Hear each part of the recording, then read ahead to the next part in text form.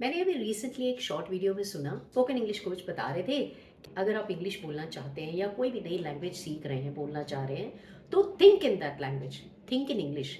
तो comments box में किसी ने लिखा, जब इंग्लिश आती ही नहीं, वो लैंग्वेज आती नहीं, तो सोचे क्या। Oh my God. मैंने तब रियलाइज किया कि लर्नर्स इस बात का सही मतलब समझ ही नहीं पा रहे कि थिंक इन इंग्लिश या थिंक इन दैट लैंग्वेज का मीनिंग क्या है। You are learning to speak English और आज हम इस वीडियो में सीखेंगे कि थिंक इन इंग्लिश का क्या मतलब है। आप अगर वोकैबुलरी सीखने के लेवल पर भी हैं तो इंग्लिश में क्या और कैसे सोचना होता है यह भी सीख पाएंगे। Let's understand this in 5 steps. What teachers mean by think in English. क्या मतलब है इसका। इसका मतलब यह नहीं कि you have to think in full perfect English sentence from day one, बल्कि यह है कि आप अपनी मदर टंग में ट्रांसलेट ना करें, यानी स्लोली ट्रांसलेशन करना बंद करना शुरू करें। Reduce translation from Hindi to English and then Hindi. For example, मुझे भूख लगी है, भूख लगी है को इंग्लिश में आई एम हंग्री बोलते हैं। इस तरह ना सोचें, आप सीधा इसको रिलेट करें अपनी फीलिंग हंगर से और इमिडिएटली बोले आई एम हंग्री। दिमाग में आई एम हंग्री ही लाएं। आपके दिमाग में एक क्वेश्चन आ सकता है, is it possible at beginner level.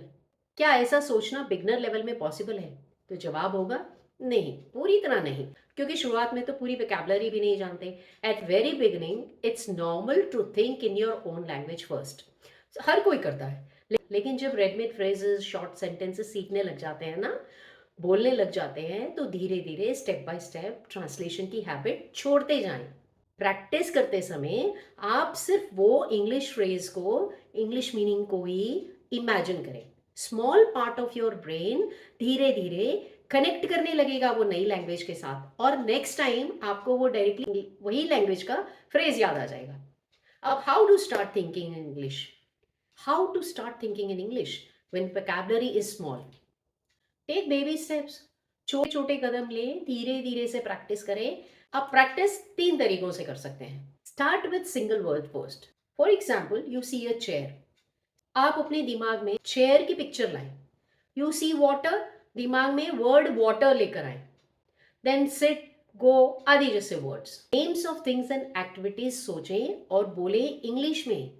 यहाँ तो कोई सेंटेंस नहीं बनाना है ना, नई लैंग्वेज की वोकैबुलरी इसी तरह बढ़ाते जाएं। नेक्स्ट स्टेप क्या कर सकते हैं, speak short sentences, mini sentences just with 2-3 words, such as I am hungry, it's hot, good morning.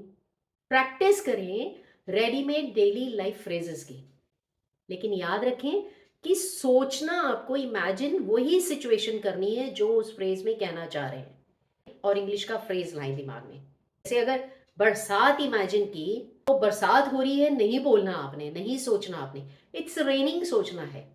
आपको सिचुएशन, सीन को इमेजिन करते हुए इंग्लिश वर्ड सोचना है, तभी इंग्लिश वाला वर्ड याद रहेगा आपको। डेली रूटीन सेंटेंसेस की स्पीकिंग प्रैक्टिस करें। Speak to yourself in English about simple actions.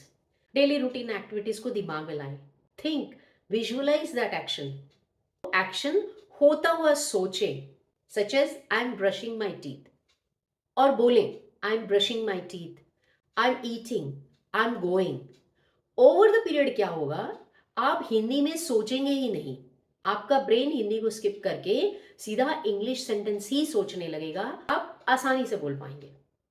अच्छा, ये रियल थिंकिंग इन इंग्लिश शुरू कब होती है। Thinking in English actually different levels पर कर सकते हैं। डिफरेंट लेवल्स पर कैसे शुरू कर सकते हैं। वर्ड लेवल पर जो चीज देखी उसका इंग्लिश नेम बोले, water, apple, school. After some days छोटे छोटे सेंटेंसेस बोले, I like apple, I want water, I am going to school, she is sad. After few months of daily practice, full sentence level. तो important thing क्या है, yes, it's possible to think in English, but step by step. कोई भी day one से ही कोई नई language में सोचना शुरू नहीं कर सकता। अब आपको समझ आ गया थिंक इन इंग्लिश का मतलब क्या है। Beginners can not think in full English, but they can start with word, phrases and short sentences. Slowly brain को हैबिट हो जाएगी बिना ट्रांसलेशन के वर्ड्स एंड सेंटेंसेस सोचने की। अब आप एक छोटी सी एक्टिविटी कर सकते हैं। आपके आसपास जितनी भी चीजें हैं ना, उन चीज़ों को देखकर इमिडिएटली इंग्लिश नेम बोले उनका, जैसे chair, sofa, water bottle, wall आदि। अब इन्हीं चीज़ों से जुड़ी एक एक्शन या एक्टिविटी को डायरेक्टली इंग्लिश में बोले। चेयर है तो please sit on that chair, या don't sit on that chair, bring that chair here. आप जितने भी छोटे छोटे सेंटेंसेस उस चीज से रिलेटेड बोल सकते हैं ना इंग्लिश में, डायरेक्टली बोले। कितने सारे सेंटेंसेस तो आप बना ही पाते हैं। अब तक जो आपने सीखा, इसी तरह इसी मेथड से इंग्लिश में सोचते हुए अब से स्पीकिंग प्रैक्टिस करें। मेरे बहुत सारे वीडियोस में आपको टॉपिक वाइज फ्रेजेस, सेंटेंसेस मिल जाएंगे, नोट डाउन कर सकते हैं। सीन, सिचुएशन को इमेजिन करें होते हुए एंड उस इंग्लिश फ्रेज को दोहराएं। अगर आपको ये वीडियो हेल्पफुल लगा है तो लाइक एंड शेयर कर दीजिए। चैनल पर नए हैं तो अब सब्सक्राइब कर लीजिए। Keep watching and keep learning. Take care, bye bye.